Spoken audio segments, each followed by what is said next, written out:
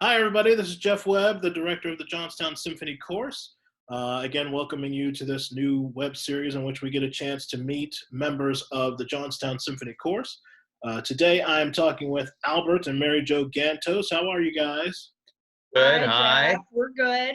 Good, excellent. Albert is part of the tenor section in the Johnstown Symphony course, and Mary Jo sings soprano. So both of you guys, first of all, let's just talk generally. How are you guys doing in the midst of this new normal for us now? Well, I can speak for both of us on this one. Is the first thing is we're really bored. Yeah. I mean, we're just to Yes. tears. I mean, I go to work.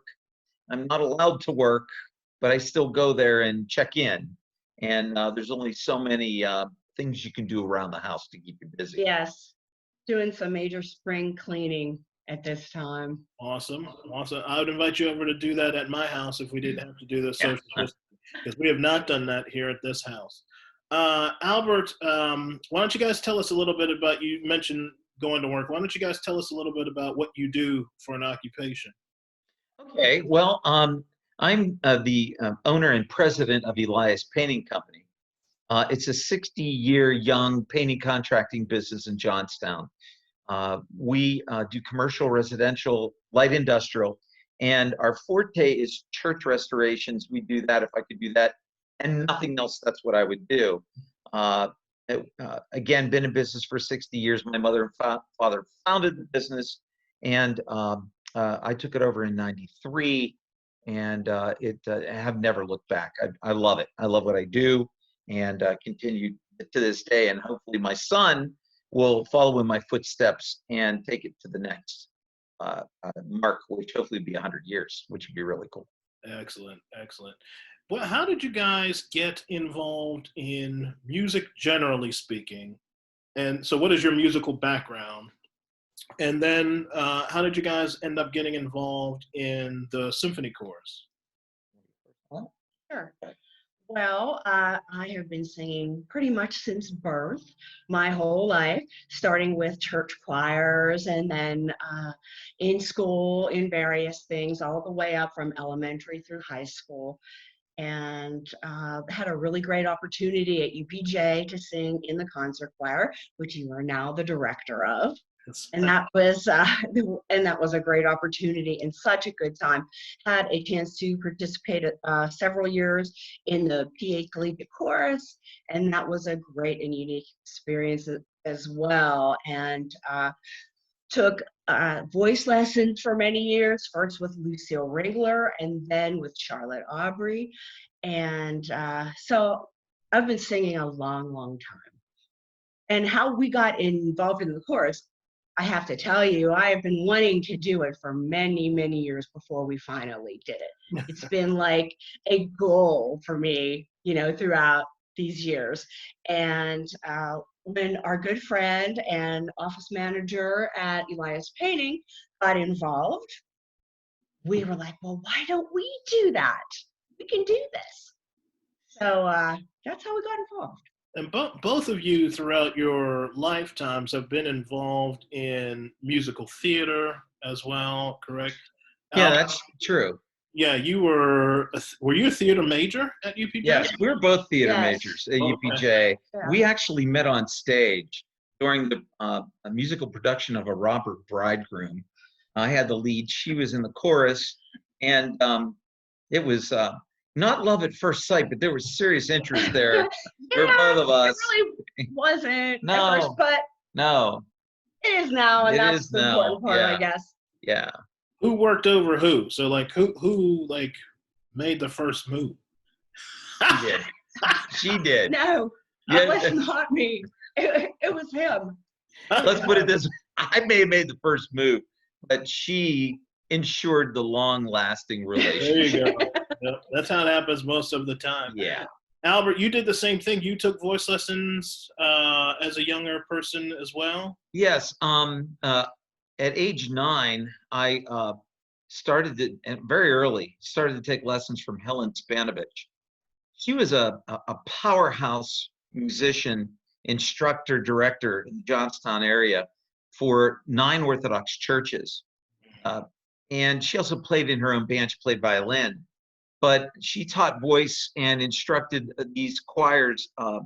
And all of the Orthodox music is written by the great composers, Rachmaninoff, Tchaikovsky, Rimsky-Korsakov, Bordiansky, and we're blessed to sing every week. We're blessed to sing these master composers, their pieces during our liturgy. And Helen taught me from a young age to sing in an a cappella choir, which is tough. You have nothing behind you, nothing to support you but the person next to you.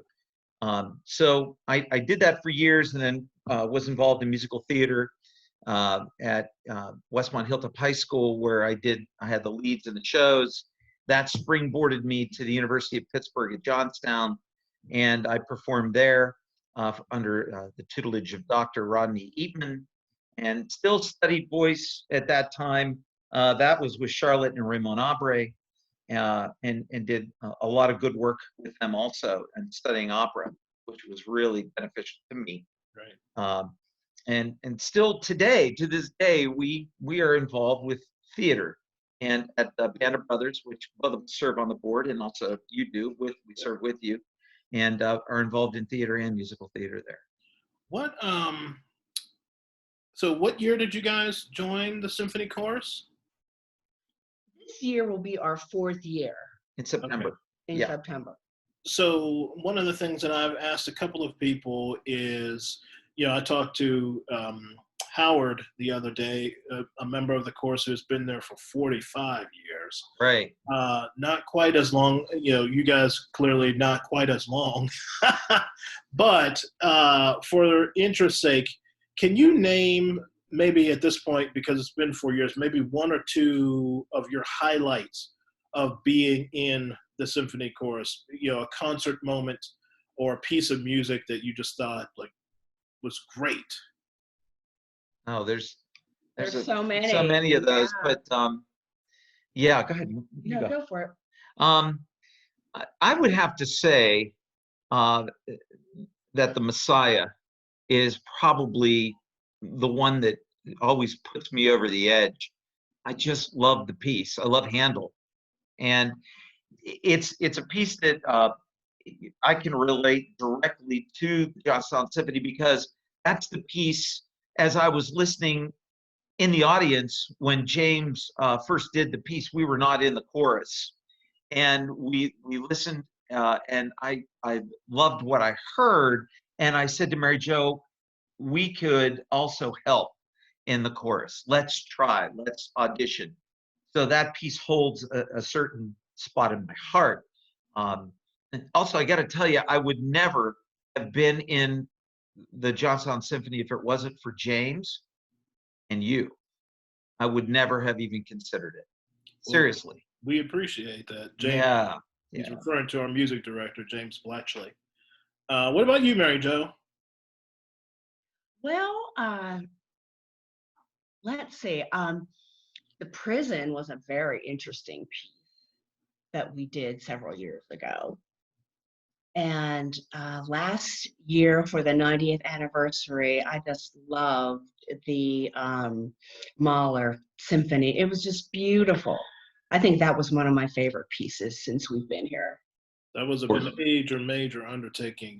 Yes, it was. Musicians on the stage. For those of you who missed it, it was performed at Cochran Auditorium in Greater Johnstown, which is essentially where the orchestra started. Got its start, performing at Cochran Auditorium.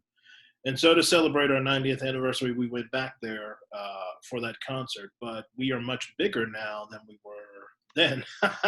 And so to have 150 singers and 90 plus orchestra members was just a large undertaking. But, I'm slightly biased, as are you guys, but well done by us. I thought that the whole experience was really, really great. Really, really great. We truly pulled it off. I mean, it wasn't something that everybody was certain that it was going to come off without a hitch. Right. Until, the last 3 weeks. And then we thought, this is going to be fabulous. and it was better than fabulous. It was over the top. People were crying in the seats, the audience. I had tears in my eyes. It was a very moving experience. It really was. Spiritual. Let's build on that a little bit. What are you guys doing right now, musically speaking? I don't necessarily mean singing wise, although we can get to that. But I mean, are you listening to stuff? Are you listening to music? Is music sort of getting you through this? Oh yeah, absolutely. Yes, for YouTube, sure. YouTube, YouTube TV. Yeah. Oh yeah. YouTube TV. Uh-huh. Yes, absolutely. It's the whole world is at your fingertips, along with our stereo system, which is hooked up to that. So we're able to listen to just about anything. Yes. We've been doing a lot of classic rock, 60s and 70s, because we grew up with that. And so we have been singing a lot. Yes. Both of us have. Yes. Yeah, we've talked briefly outside of this particular interview about it's been difficult to not have the camaraderie of getting together. You know, we're in a position in which we right now have upwards close to 100 people in the chorus, and we just can't see each other. You know, and it's difficult to not know how everybody's doing per se, but more difficult to you really find out that you miss the camaraderie of singing. You know, you miss the Definitely. camaraderie of music making. And you sort of get a different appreciation for, at least I have, a different appreciation for how much that actually means to me. And I'm wondering if you guys like feel that same thing. Absolutely. Definitely. Not just Yeah. in JSO, but just being able to go and worship Yeah. and being able to sing with our choir, especially during Lent, where everything is so solemn and reflective, and we don't get that opportunity to communally worship together. So that is a tough one. That really is. Considering we have church 3 times a week, and then Holy Week is every day. Right. This is not our Easter. This is our Palm Sunday coming up, Orthodox. So next week, this whole week, Monday through Sunday, is big for us, and we will not be able to attend any of the services. Yeah. It's streaming. It is, but we don't participate. Right. Usually it's, our full choir, and we're able to participate. Right. Yeah. It's been difficult for everybody in that regard. You know, we are doing the same thing. We are tending to watch the services online, but it's not the same as actually being there and getting to participate and do the service itself. You know, sing within the service itself. Right. What So you're listening to a lot of classic rock now. Do you have like favorites within that genre? We do. We like a lot of Steely Dan Okay. and the Allman Brothers. All right. Excellent. Excellent. I can't go wrong with that. Can't complain. No. No. No. All kinds of music. The music that heals is really good too. Both listened to that. Yes. Beth's pieces, especially Rachmaninoff, were phenomenal. And Jessica, her pieces, Adagio. I think she picked the Adagio for strings. No, that was Beth. Yes. That was Beth. But there was I can't remember the one that she did. Dona Nobis Pacem. Yeah, unbelievable. Yes. If you have not, you should hear that whole work. The Ralph Vaughan Williams Dona Nobis Pacem. It's great. It's fabulous. It is considered to be in the genre of 20th century requiem. You know, and I am a requiem fan. I love requiem pieces, and 20th century composers sort of changed them to a degree. They shifted requiem masses, not necessarily using the liturgic text that you would see earlier, not necessarily using Latin text that you would see. Now, the Dona Nobis Pacem uses that, but stuff like Hindemith's When the Lilacs in the Dooryard Bloomed, based around poems when Abraham Lincoln was assassinated, using that to Huh. develop a piece, built around that. So the poetry comes from Walt Whitman, and Hindemith took those poems and created a 20th century requiem around that. Dona Nobis Pacem is sort of in the same ilk. It's closer to traditional, but it's got 20th century elements to it. So those of you who are watching, if you have not seen Jessica Satava's Music That Heals playlist, you can go to the Johnstown Symphony Orchestra website, johnstownsymphony.org, and you can click the link to hear the movement. I can't remember the movement she selected, but you can click the link to hear the movement that she selected from that piece. And then I encourage you to listen to the entire piece. Listen to the whole piece, the whole work. I'd like to hear her perform that with the Johnstown Symphony. Maybe one day. Yeah, she is a professional soprano, correct? Yes, she is a singer. Yes. I would love to hear her. Maybe one day. Maybe one day. So let me try to close with this, tying up the sort of music that heals thing. So again, you're listening to music right now. We're in a time in our world in which everybody is sort of shut in. What kind of role do you think music is playing in that, or what role do you think music can have in that? Is there an element of the music that can bring us together? Is there an element of music that can inspire us to keep going, and so on and so forth? All of the above. Yes, definitely. And the music that heals is so calming and just touches something inside you. And it really has helped at this time of, uncertainty. And All music, though. I mean, I think music has a therapeutic value.